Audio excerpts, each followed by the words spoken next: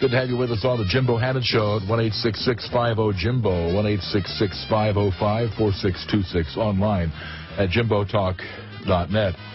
In his State of the Union address, President Obama made abundantly clear what he had already made pretty clear by his actions anyway, and that is he was prepared to act even if Congress was not.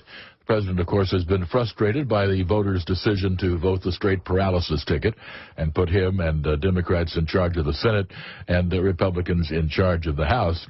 And so he stated, wherever and whenever I can take steps without legislation to expand opportunity for more American families, that's what I'm going to do.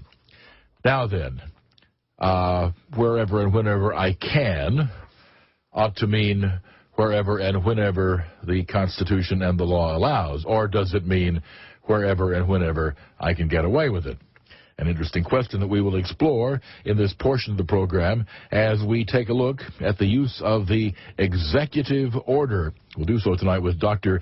Mihai Nadin, professor at the University of Texas at Dallas, the author of 36 books, including Are You Stupid? A Second Revolution Might Save America from Herself, and paperback from Create Space. Dr. Nadin, good evening. Good evening to you and to all your listeners. Well, thank you very, very much here. Now, the president has signed an average of 37 executive orders each year of his term, which is actually a lower average than 11 of his predecessors, about on a par with George W. Bush. But, of course, he's made a bigger fuss about it, and some of the things that he's done strike me as, well, take the case of the delay in the employer mandate under Obamacare. He amended a law. Presidents don't have the authority to do that. Your take on how this president has approached the whole notion of issuing executive orders when he doesn't like what Congress does or doesn't do. Your question is actually more than one question. One part of it is in reference to executive orders. And executive orders go back to nobody else but George Washington. And George Washington was very kind to us at that time. And he came with a wonderful idea that we celebrate Thanksgiving. And the Congress was very happy with it, so everybody was happy. So, as you see, there is to the notion of an executive order a little bit of a history. But you ask at the same time the question, if we have a law on the books, can the president all of a sudden come in and say, no, I'm going to do only part of it, I'm going to reject another part? These are connected, definitely, in the sense that if you look at the Constitution, there is no place in the Constitution that anyone can identify where somebody would say, here it is, the president can do that. No, it cannot be. We have a legislative, which means it is in charge of producing the laws, and we have somebody to execute it. And in the execution, obviously the president is not only entitled but also invited to bring his input and say, wait a second, before you pass this law, the law might have problems. But once it's passed, the Constitution simply say you have to execute it, and this goes back to the beginnings of the Republic. To what extent can administrations look at a law and say, well, it's on the books, but we don't like it, so we're just going to ignore it? Given the reality that any administration will always have less than infinite resources, and so they have to prioritize, to what extent does the executive constitutionally have the authority to say, we're going to really enforce this law, and this law over here because we like them, and pretty much ignore that law, and that law over there because we don't like them? Constitutionally, there is absolutely no justification. If the law corresponds to the Constitution, in other words, if it is based on the Constitution, if it is anchored in the Constitution, there is absolutely no place in our Constitution where somebody has the right to say, no, I'm not going to implement it. But you are very correct in saying Do we have resources to implement all laws? And this brings us to in a total different territory, and the territory is the immense number of laws that we are producing continuously. And obviously, if you produce all those laws, you have to be aware of the fact that laws have to be implemented, and every law comes with a cost.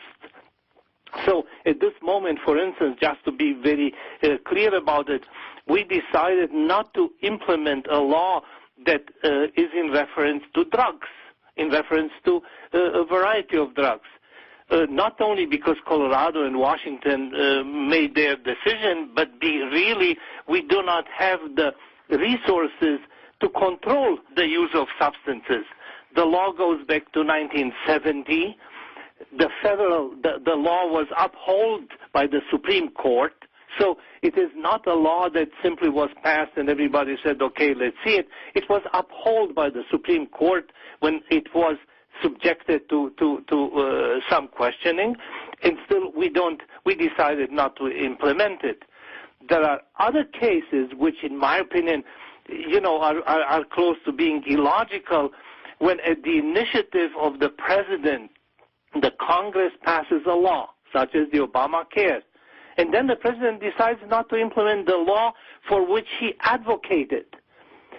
At this moment, it becomes very clear to everyone involved that we are no longer talking about the constitutional obligation to respect the law. We are talking about a political game. And when you fall into the political game, the situation starts being very dangerous. Now, it was in 1957 that a House committee said of executive orders, which incidentally are not defined in the Constitution, this House committee stated that they may have the force and effect of law when founded on the president's constitutional or statutory authority. Now, constitutional, that's fine. The rule book says you can do this, and the president can do this, the Congress can do that. To what extent does Congress have the statutory authority to abdicate? And I'm thinking here in a couple of areas. There are a couple of issues, for example, which Congress just doesn't like to talk about it. One of them is congressional pay raises. Oh, boy, they don't want to have to meet the voters and talk about that. So they set up this automatic pay raise where I couldn't do anything about it. It automatically kicked in. I wish I hadn't gotten this horrible pay raise, but what can I do? Another one is military base closings, which a lot of people out there mistakenly think are public works jobs programs, and they're not. That's a very inefficient waste of our tax dollars. A lot of military bases from time to time may need to be closed, or others may need to be increased based on military needs and not the local economy. And members of Congress hate that, so they set up this base closing commission. And basically it comes up with a list, and then Congress has to vote up or down on the whole list. So, the question, to what extent does Congress have the right to abdicate its authority because it's inconvenient for them to take votes on tough questions? We are talking about the political game for power. The Congress is infringing the authority of the executive very often, and the executive is trying to push as much as possible into the territory of the Congress. This becomes more and more evident to the Americans the closer we get to elections, when the political game is such that you want to make sure that you play the game in such a way that you preserve your power. So the considerations are not reflecting your responsibility towards those who voted you into the office, but they start to be an expression of your loyalty to the party. And this is a situation that, in my opinion, Americans should not accept. Americans should not accept even the fact that the president is coming or the Congress is coming and doing things that are not anchored in the Constitution. I assume that everybody knows, for instance, that in a very recent poll, 52% of the public is approving the president's use of executive orders. Why? This is, in my opinion, one of those examples of stupidity in action. How can you approve of that when for you, for us, for all of us, the major document, our operating system is the Constitution, and the Constitution does not in any form or shape give authority to the President to govern by executive orders? The answer to that, I'm afraid, is all too simple. The public has very little understanding of the Constitution because it isn't taught in our schools that much or that well, and there is a view that is becoming a predominant view, even in centers of power in this country, and that is the Constitution is nice to have around, but if it gets in the way of doing good, then we should just kind of sweep it aside. And that's becoming an all too prevalent view. And those who think that that's a great idea should realize that the next administration might be one which decides that they're going to sweep aside the Constitution on something that you don't like. That, I think, is the answer to what you brought up. Why? Because a lot of people just don't understand that the rule book is what separates us from every two-bit third world banana republic out there.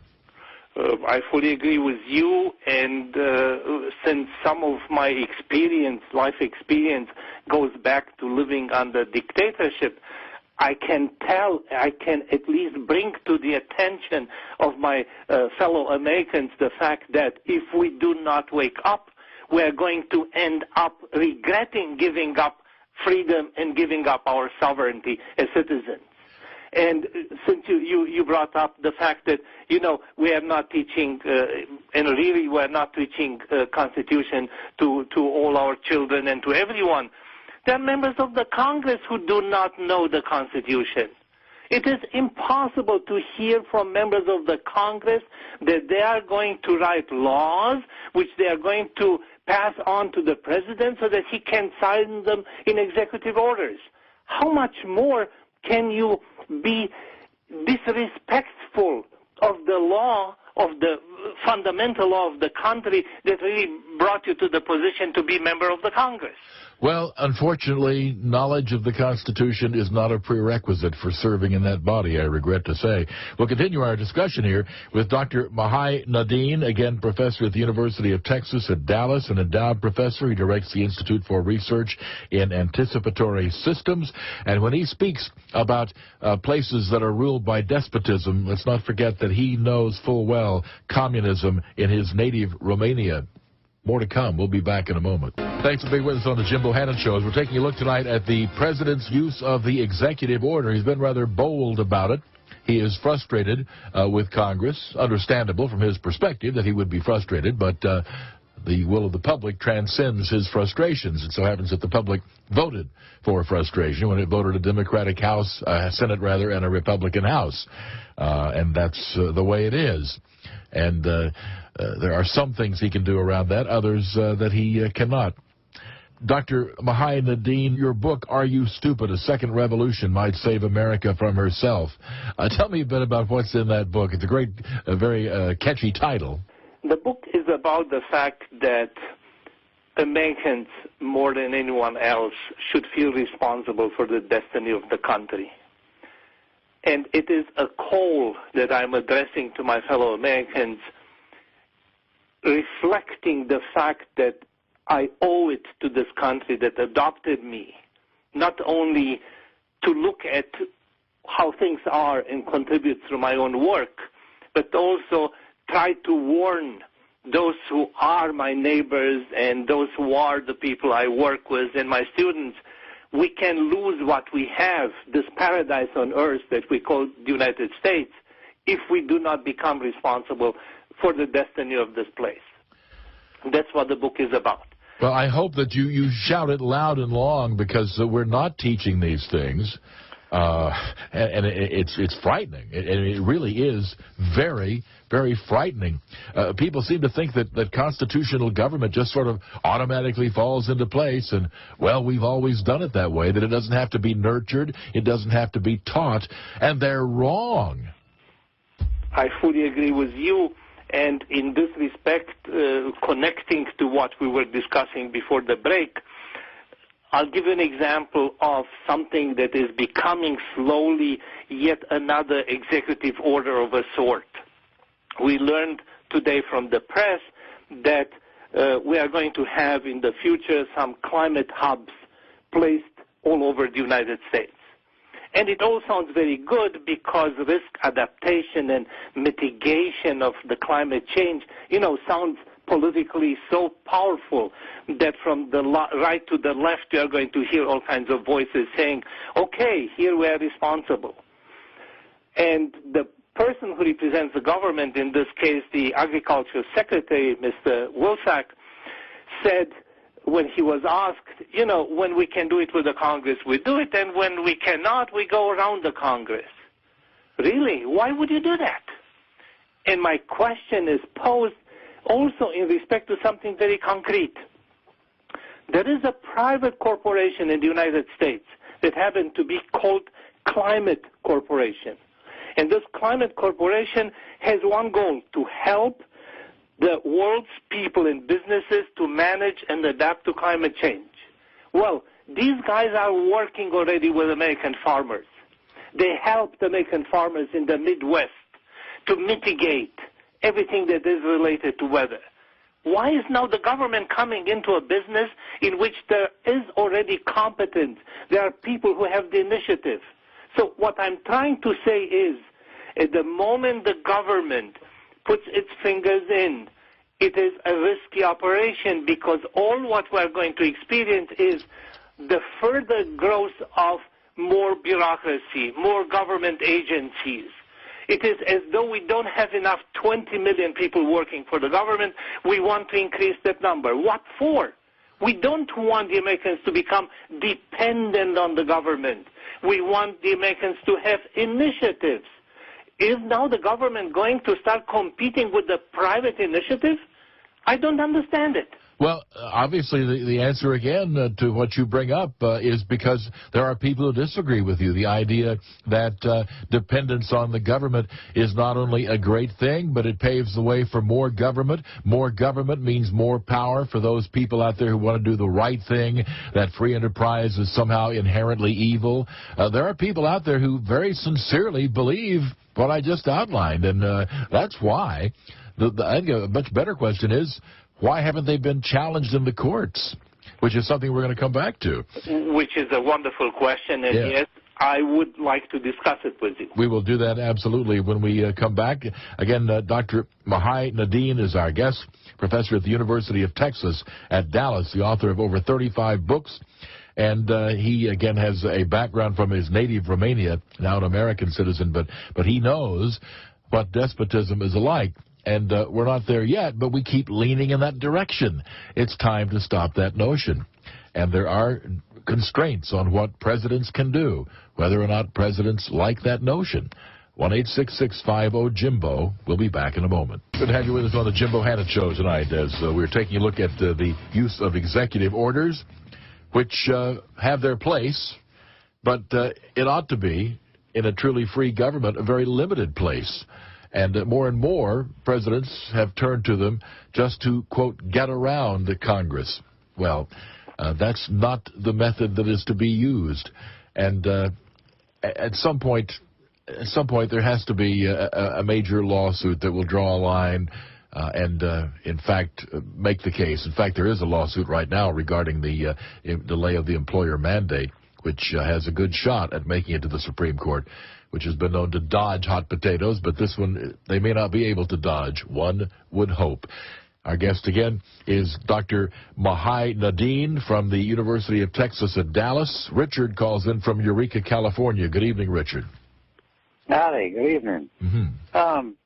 I just was, a year or two back, I was reading somewhere in a book that executive orders were made originally to be used in the times of a national emergency, but somewhere in the 30s they said Roosevelt got after the Congress and they traded off and switched things around to where they could use them for anything. So I was just wondering what you guys know about that. Or well, certainly at no point did anything ever occur which allowed presidents to use executive orders for anything under any reason. That, in fact, even this president would stop short of that. Your take, Dr. Nadin, on the history of executive orders.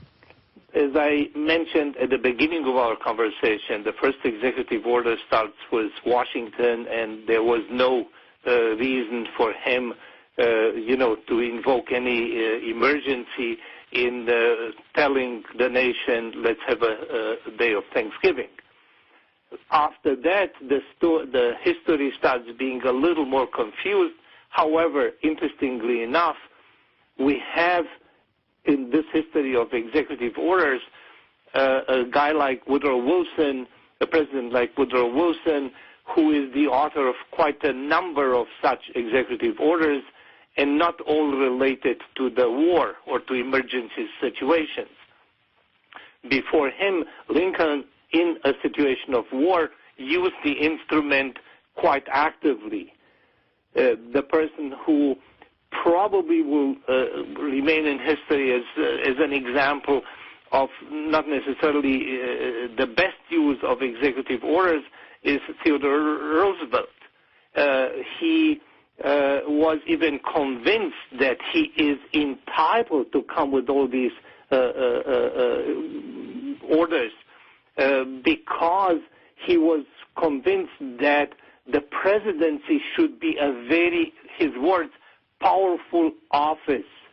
And moreover, he said, again, I'm trying to remember his words, I think that the president should be a very strong person, strong man, who will use his power.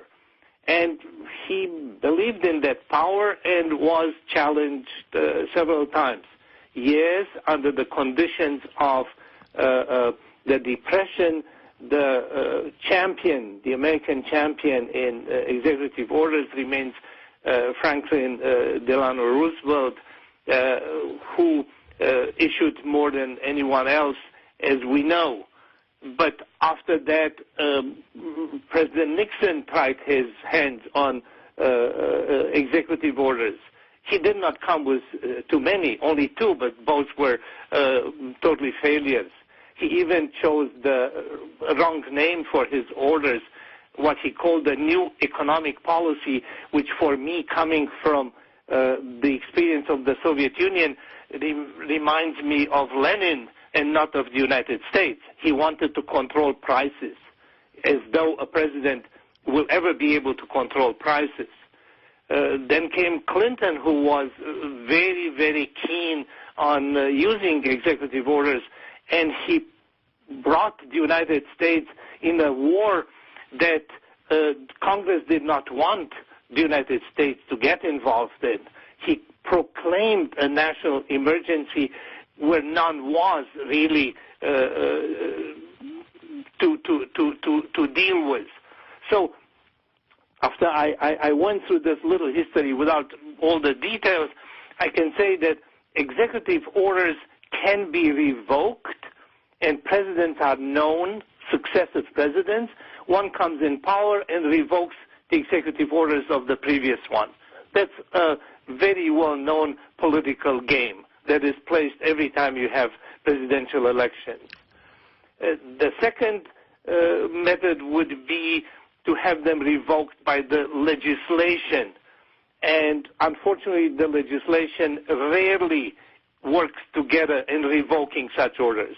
The third, which was used practically only once in the history of the United States, is through the courts, through the Supreme Court. You mentioned a possible case that might come up. But on this note, I would like to introduce the following not unimportant distinction. If the Congress would act according to the Constitution, the Congress would have to go to the court and say, listen, the president is disrespecting the Constitution. We ask you to act in this case. Here is a concrete case. Why don't they go?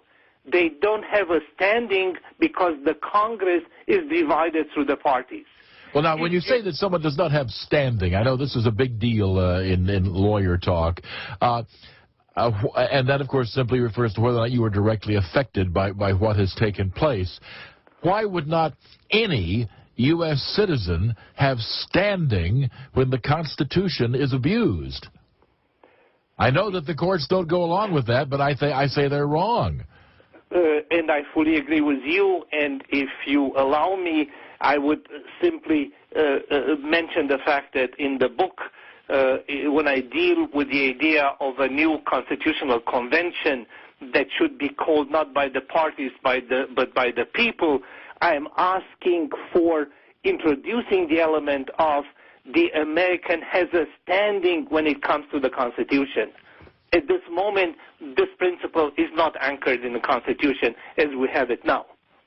Stay with us. More to come on the Jim Bohannon Show as we try to understand the ins and outs of those executive orders of which the president has become so enamored. Back in a moment. Good to have you with us on the Jim Bohannon Show. We're taking a look at the executive orders that the president has promised to use whenever and wherever he can. And again, the question is, does that mean constitutionally and statutorily permitted, or whenever and wherever he can get away with it? What would you do to clarify this issue if you could make changes in the way things are done, Dr. Nadin? The fundamental thing that I would do, and which is, again, part of this notion that I'm advancing in my book, is I would act for the separation of party and government. We have a separation of church and state, and it has its logic, and the founders knew exactly what they were doing. We don't want anyone to impose a religion upon others, but on the other hand, we want to give the people the freedom to exercise their religion. That's one of the most beautiful achievements that America can show the world, and many people are very respectful of it. It's time at this moment to look into the separation of parties and government, because parties became nothing else but economic machines, all focused on maintaining power. And in this respect, if you look at the debates in the Congress, or if you look at the relation between the Congress and the President, and for that matter, the Congress, the President, and the judiciary, you are no longer hearing the voice of the people. You are hearing the voice of the party. Party and people are two different things. As we all know, when the country came together, there were no parties. Therefore, in the documents, in the foundational documents, there is absolutely no reference to parties. At this moment, if you look at any debate, if you look at any action of the president, they are all informed by the obsession of maintaining the grip on the power. And if you don't have it, how do I get it? Therefore, the separation of party and government starts being a necessity in a day and age when you want the citizen, you want the Americans to exercise their responsibility.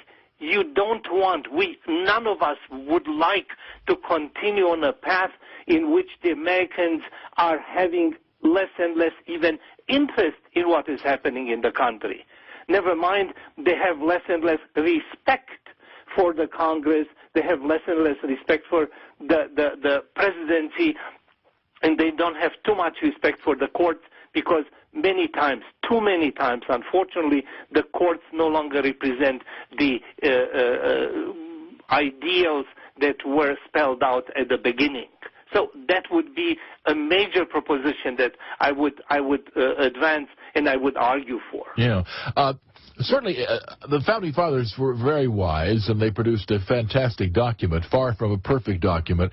And one area in which I think they really were deficient was in not recognizing that inevitably free people allowed to determine their own destiny would have differences of opinion, and in those circumstances, like-minded people would get together and organize.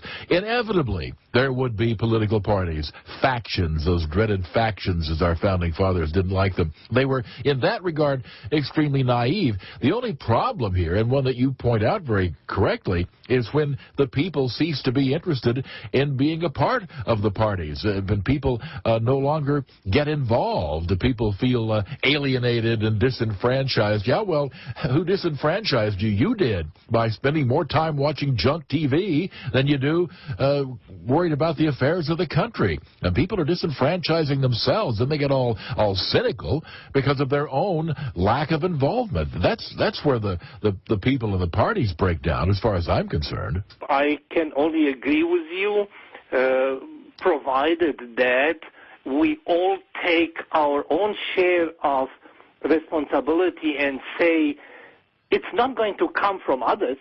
We have to do it. I don't see it coming, from somebody that has a wonderful standing within the country and who will go through the country and wake up everyone who is either sleeping or being only involved in watching football games or watching who knows what, and not even thinking, I have a responsibility for this place.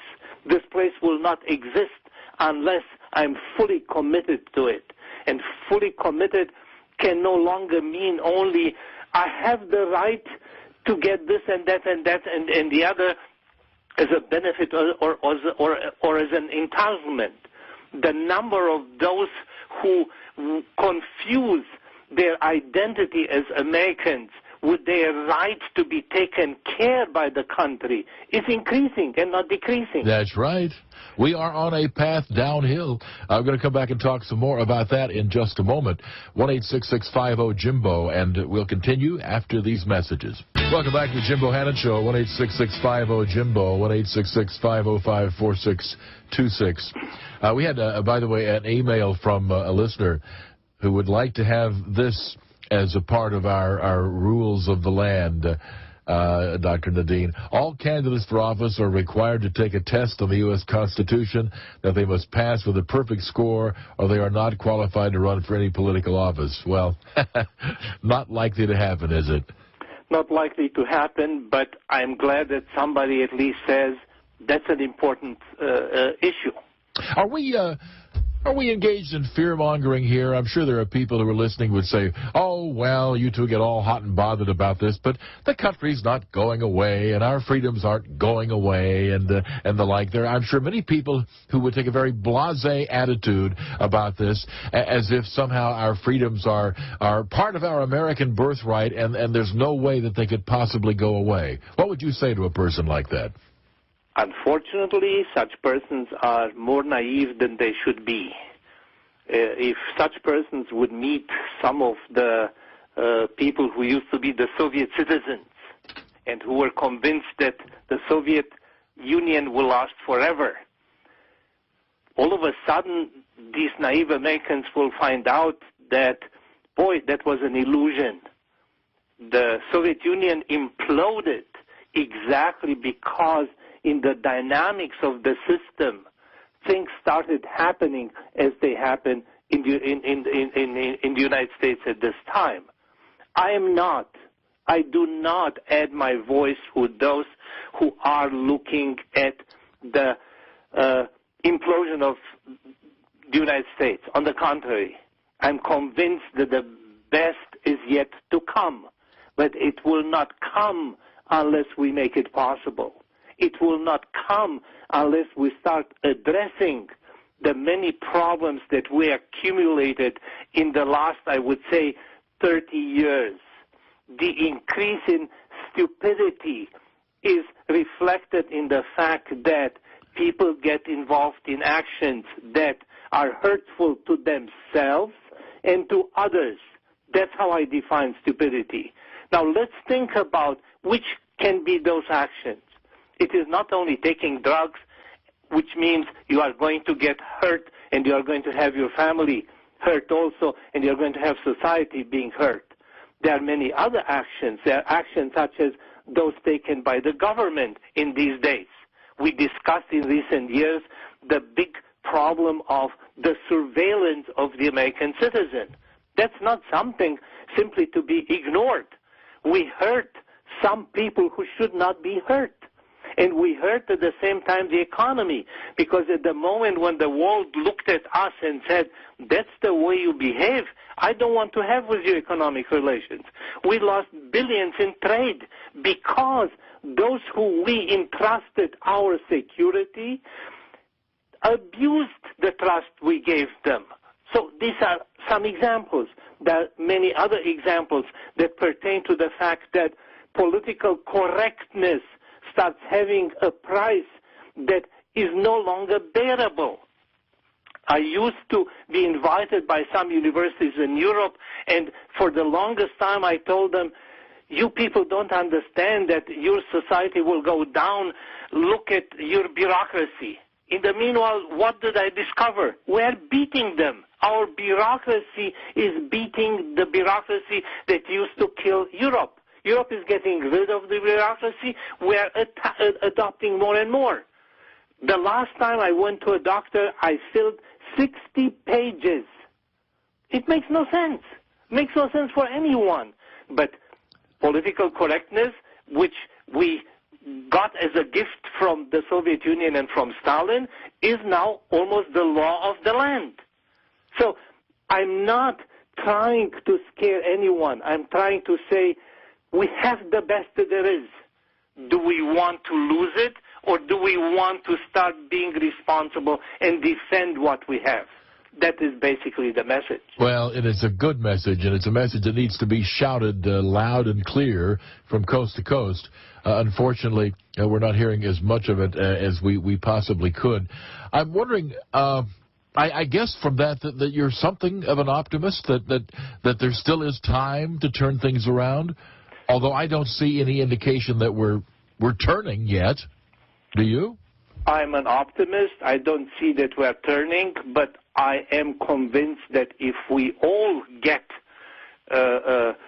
engaged in what will lead to a turn, that turn will come. I'm optimist because everyone who I know in this country, and I'm not talking about only relatives and friends, I'm talking about people who I have the occasion to talk here and there, or my students, is expressing the desire to do something so that this wonderful place, wonderful paradise on earth, could be maintained not only for us, but also for those to come. We're not going to maintain it by giving them $17 trillion, our debt, and say, take care of it. That's not going to happen. We will all have to make our own sacrifice, and we will all have to contribute with some of our own creativity. Well, one can hope that, in fact, we will wake up. Stay on the line. We'll speak off air. Again, Dr. Mihai Nadin. Again, he is the author of the book, Are You Stupid? And let's hope that the answer is no. I'm Jim Bohannon, and this is Westwood One.